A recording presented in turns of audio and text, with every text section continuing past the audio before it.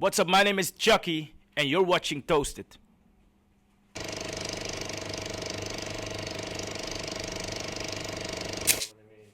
Yeah, what's up, man? It's your boy Chuckie right here promoting myself tonight, Heineken Music Hall. When you see this video, the party's already done, so.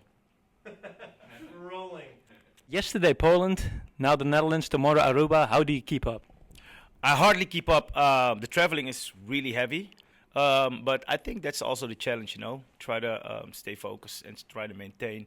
Trying to find a balance in life. Try to eat good and try to sleep good. But that's not always the case, of course. With this hectic schedule, you hardly sleep, you hardly eat, you hardly do anything right, you know. So the only thing I could do is like maybe get a little vacation. But at this point, I have no time to take a vacation, so. And with that busy schedule, you plan to play a 9-hour set today. Yeah, and I did a 6-hour set yesterday. But Dirty Dutch for me is special, you know. I always get to play like longer sets. I prepare really well, and I think the secret behind it is to become, you know, one with the party. Like as I'm a visitor, so you know, time goes fast when you're having fun, right? So that's what I'm doing tonight. I'm gonna have a lot of fun back to back with all the other DJs. So I know for sure, before you know it, it's 7 a.m. and I'm ready to go to Aruba. I also saw on your Twitter that you like to use the vaporizer. Does it come in handy in this busy schedule? You like to calm down, to relax a bit? No, the vaporizer is not even to calm down or anything. It's just, first of all, you know, I like gadgets, so you know, in the whole vaping scene, there's like a lot of stuff you can buy, stuff you can collect, and I'm really a big fan of that. So every day I'm like looking what's hot and what's not, and what's out and what's coming out, and I try to buy all that stuff for myself. It's just fun. Now I saw you made a song with Too Short and Lupe Fiasco. How do you see yourself in that progression? How did it come for yourself? Is it very different working with like the Dutch artists and now the international ones? It's basically the same. Of course, like when you work with like US artists, big American hip hop stars, it's different because they're really big, you know. So that's a little bit of a difference. But You're not listening to the music app. I'm not listening to the music app. Oh wow. Anyway, so it's kind of the same, but the only difference is like the artist itself because they're like superstars. But in general, recording music is pretty much the same. And sometimes you get to work with hip hop artists, which I really like. You know, I like to take it back to my roots. And sometimes you work with electronic music artists, and that's a little bit different approach. But at the end of the day, the process is kind of the same. To come back to the song with Too Short and Lupe Fiasco, to me it was kind of surprising because if you look at the spectrum of hip hop, they're like both at the ends. Like Too Short is like very rough, bitches and all that stuff, and Lupe Fiasco is more like socio-political. And how did you get them together?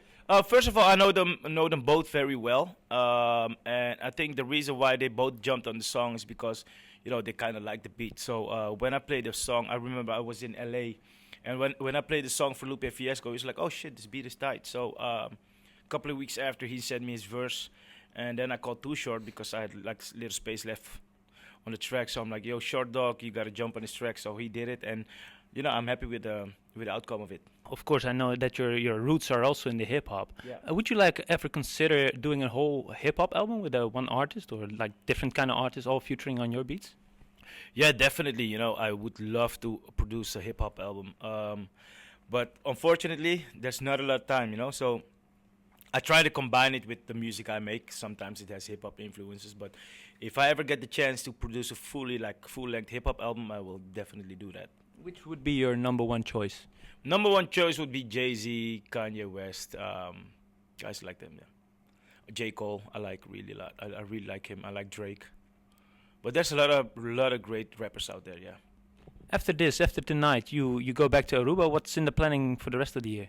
Well, let's talk about what's in the planning for the rest of the week. I'm coming back on Wednesday. Coming back on Wednesday, playing in Düsseldorf. No, I'm playing in Cologne on Thursday. Friday I play in London. Saturday in Milan. Sunday going back to London for a private event. And then basically that's how the year goes. You know. Of course I got a crazy summer coming up. Looking forward to playing in Ibiza a couple of times this year. There's a lot of festivals coming up like Tomorrowland.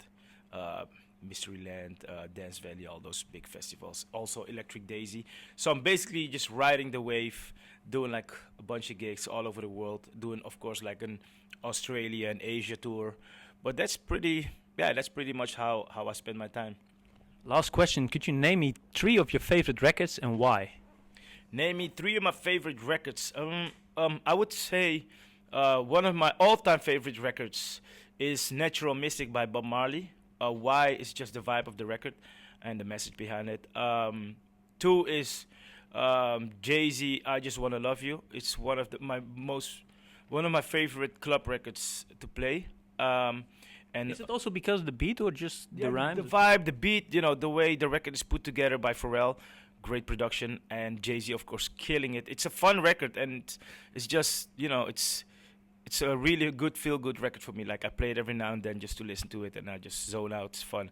And then the third record I really love is "Smack My Bitch Up" by The Prodigy. That's what I always wanted to ask you guys. Is it was the clip from Connie van die Slettau, was it Yeah. based on that one? The video of Connie van die Slettau was based on The Prodigy, "Smack My Bitch Up."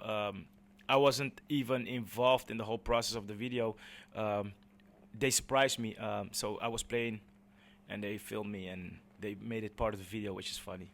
But yeah, that was definitely the inspiration.